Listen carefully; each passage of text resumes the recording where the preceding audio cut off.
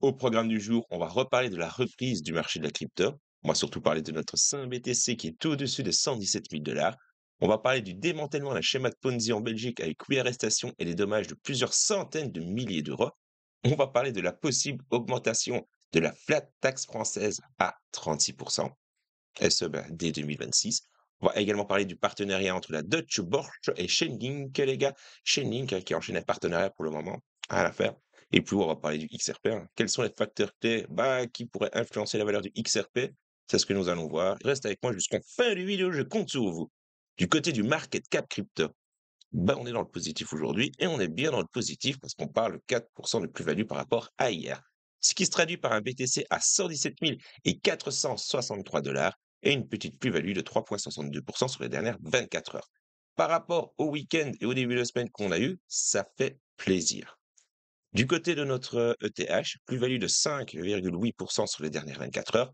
L'ETH était à un prix de 4 312 dollars. Du côté du Dogecoin, plus-value de pratiquement 7%. Le Dogecoin est à un prix de 24 centimes. Les gars, pas faute de vous l'avoir dit et redire. Enfin. Et notre XRP, il reprend des couleurs aussi, hein, 3,62% de plus-value. Le prix du XRP est à 2,93 $. J'espère que vous avez fait le plein parce que, mon avis, les gars, octobre s'annonce champagne.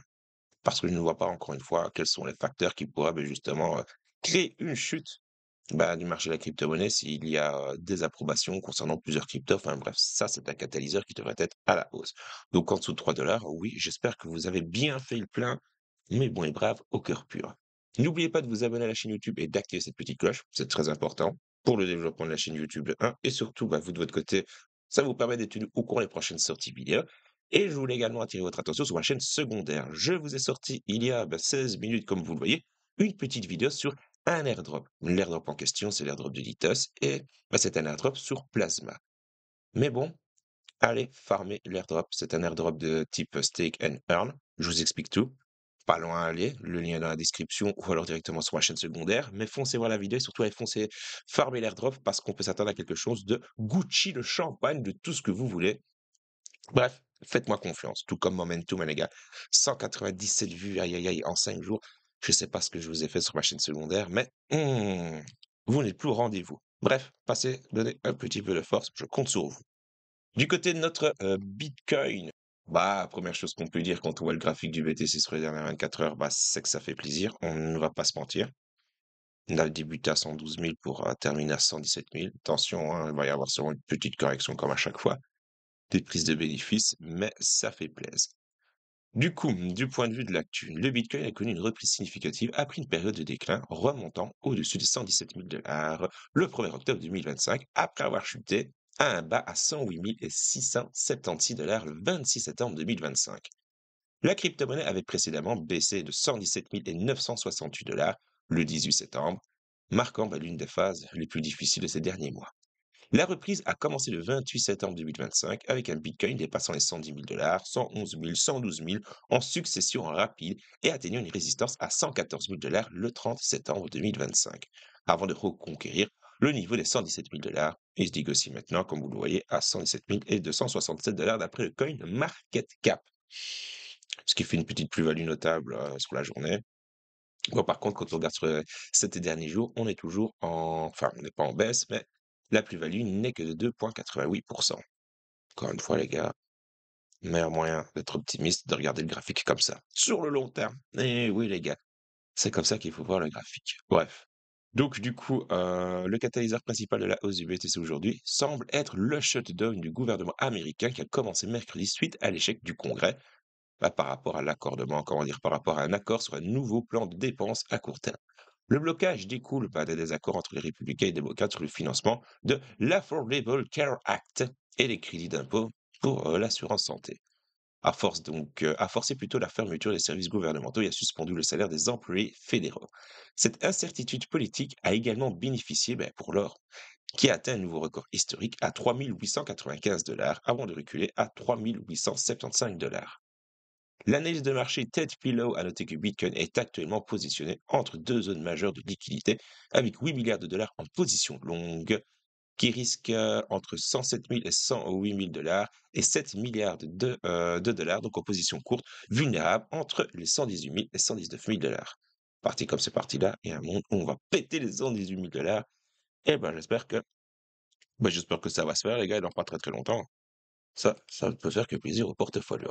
On va parler maintenant de Validus en Belgique, qui a été identifié comme un important schéma de Ponzi opérant sous le couvert de formation financière et d'opportunités d'investissement sur le marché Forex. Lancé il y a plusieurs années, Validus attire les investisseurs via des présentations en ligne promettant des rendements exceptionnels, incluant des gains allant jusqu'à 350% sur le capital investi en un an. Le schéma, qui ciblait principalement la communauté arabo-musulmane, en revue des cœurs un certificat halal, a aligné donc sur les principes de la finance islamique, s'est révélé être une fraude pardon, pyramidale où les gains des premiers participants étaient financés par les contributions des nouveaux arrivants. Ouais, clairement un schéma de Ponzi, donc. La police judiciaire fédérale de Belgique, ou plutôt de Bruxelles, a mené une opération majeure menant à la fermeture du réseau avec 10 perquisitions, 8 arrestations et un mandat d'arrêt international émis dans le cadre de l'enquête sur cette fraude financière. L'opération policière a résulté en la saisie d'espèces, d'objets de luxe, d'ordinateurs et de documents liés à la fraude, bien que la valeur exacte de ces actifs n'ait pas été divulguée. L'escroquerie a impacté des centaines de victimes globalement, incluant une vingtaine en Belgique et une cinquantaine en France, avec des dommages financiers rapportés en Belgique atteignant plusieurs centaines de milliers d'euros, potentiellement sous-estimés en raison de la réticence des victimes à signaler. L'enquête est menée par la section ECOFIN de la police judiciaire fédérale, soutenue par le régulateur financier FSMA, qui avait émis un avertissement sur Validus dès 2022. Ce cas souligne les risques de schémas promettant des rendements irréalistes, mettant en évidence l'importance et la vigilance des investisseurs. Aïe, aïe, aïe, aïe, aïe, aïe, aïe, mes amis français. Bon première chose, grosse force à vous, littéralement. Grosse force à vous. On va revenir un petit peu sur ce délire de flat tax, parce qu'apparemment, vous n'étiez pas assez taxé. C'est du n'importe quoi. Moi, je donne déjà mon avis par rapport à cela, mais c'est du mollo fucking n'importe quoi. Je vous le dis cash, enfin, comme j'arrête pas de vous chanter depuis quelques jours, je sais pas l'Europe part dans quelle direction, mais en tout cas, elle envoie votre argent et ça, c'est une réalité. Elle ne veut pas que vous vous puissiez en faire. Ça aussi, c'est une autre réalité. Bref. Nous avons donc le gouvernement français qui évalue actuellement des changements potentiels au prélèvement forfaitaire unique, communément connu sous le nom de flat tax, fixé à 30% depuis 2018 pour les revenus issus d'investissements financiers, incluant les dividendes, les placements et les plus-values, comme celles des transactions en crypto-monnaie. Cette taxe, introduite en 2017 sous l'administration d'Emmanuel Macron, tiens, pour promouvoir l'investissement et la croissance économique, en tout cas, depuis 2017, on peut dire que c'était une très belle croissance que le PLA a réussi à nous faire, hein. C'était une très belle initiative, du coup, cette taxe. Et du coup, comme c'était une très belle initiative, ils vont augmenter de 6%. Bref. Donc du coup, c'était apparemment, le prétexte donc pour la croissance économique et blablabla. Étant revu, comment dire? Étant revu dans le cadre des négociations budgétaires pour 2026. Des rapports récents des Échos suggèrent une augmentation possible à 36%. Un sujet à soulever au milieu de l'instabilité gouvernementale et de changements fréquents de leadership au poste du Premier ministre avec Sébastien Lecornu, le dernier candidat, questionnant justement cette hausse potentielle. La décision autour de l'augmentation de la flat tax n'est pas nouvelle, car elle a ressurgi lors des débats budgétaires annuels, souvent sous la pression des partis de gauche et du centre. Selon le ministère des Comptes publics, la flat tax devrait générer 7,3 milliards d'euros en 2025, doublant donc depuis sa création, avec un potentiel supplémentaire de 1,5 milliard d'euros si c'est augmenté de 6 points. Nous avons Éric Lombard, le Premier ministre de l'économie et des finances maintenant démissionné, qui a récemment noté que la flat tax reste un sujet de débat, bien qu'aucune décision finale n'ait été prise comme confirmé par l'entourage du Premier ministre actuel. Une décision est attendue bientôt, le gouvernement devant présenter son projet de loi de finances d'ici le 7 octobre 2026. Ouais, comme je vous le disais, grosse force à vous. Et n'oubliez pas, j'ai également une autre petite activité en dehors de mes vidéos YouTube qui concerne expatriationmalte.com.fr. De toute manière, j'ai tous les noms de domaine, vous pouvez taper un et l'autre. Quoi qu'il en soit, je vous aide tout simplement à venir vous expatrier à Malte. Et si je suis plutôt spécialisé dans la création d'entreprises, si vous voulez faire comme moi, venir entreprendre à Malte et bénéficier du coup de 5% de taxes par exemple, comparé à d'autres, comparé aux taxes que vous pouvez avoir dans votre pays, je vous aide tout simplement à vous installer, trouver votre appartement. Bref, passez faire un tour sur le site, passez faire un tour sur tous les petits réseaux sociaux parce que je vous fais du contenu sur Instagram justement en rapport avec Malte. Bref, mais bon et brave au cœur pur, l'herbe est plus verte ailleurs, hein. Faites-moi confiance. Ça fait plus de 3 ans maintenant que j'ai délocalisé de la Belgique et rien à faire, hein. Personnellement, je me sens littéralement mieux. Mais vraiment, hein.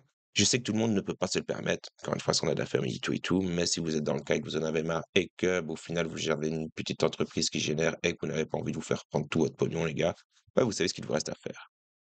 Parlons maintenant de Chainlink. Chainlink, les gars. Qu'est-ce qu'ils enchaînent les grosses news pour le moment, c'est ouf. Nous avons Deutsche Börse, quelque chose ainsi, plutôt une entité significative d'un marché financier européen, qui a lancé un partenariat avec Chainlink, ou plutôt qui a annoncé un partenariat avec Chainlink, un fournisseur de données décentralisé leader pour introduire des données le marché en temps réel via un nouvel outil appelé Datalink.